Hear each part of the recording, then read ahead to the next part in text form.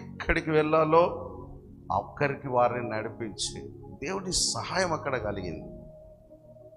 మరి ప్రార్థనతో మనం ఎక్కువగా దేవునితో కనెక్ట్ అయి ఉంటే దేవుడు మనకేం చేస్తాడంటే మార్గాలను సరళం చేస్తాడు. 2 దినవృత్తాంత గ్రంథం 20వ అధ్యాయంలో రండి. ఇందులో కూడా యెహోషాపాతు గారు కూడా దేవుని ఆశ్రయించాడట. ఏ సమయంలో ఆశ్రయించాడు? ప్రతికూలమైన పరిస్థితుల్లో ఆశ్రయించాడు. ఇప్పుడు ఈయన ఆశ్రయించి దేవుని దగ్గర ప్రార్థన చేయడానికి కూర్చున్నాడు.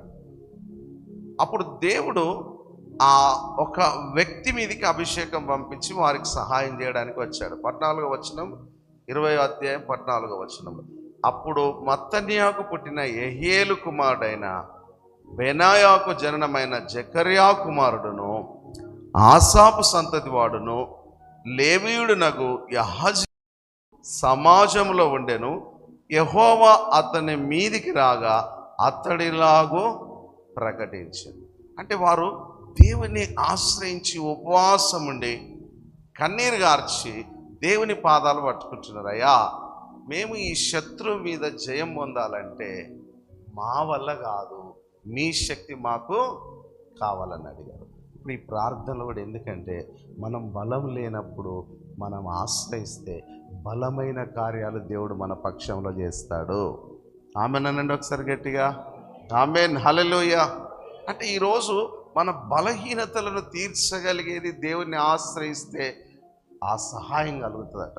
ఆ కింది వచనాల్లోకి వస్తే ఏమన్నంటే దేవుని ఆత్మ ఒకరి మీదికి వచ్చి ఆ వ్యక్తి మాట్లాడుతున్నాడు. అయ్యా, మీరు వెళుతున్నారు కదా, అక్కడ దేవుని ఆత్మ అతనితో మాట్లాడుతున్నది. 15లో యూదావారులారా, యెరూషలేము కాపురస్తులారా, యెహోషాపాతు రాజా, మీరందరూ ఆలకించండి.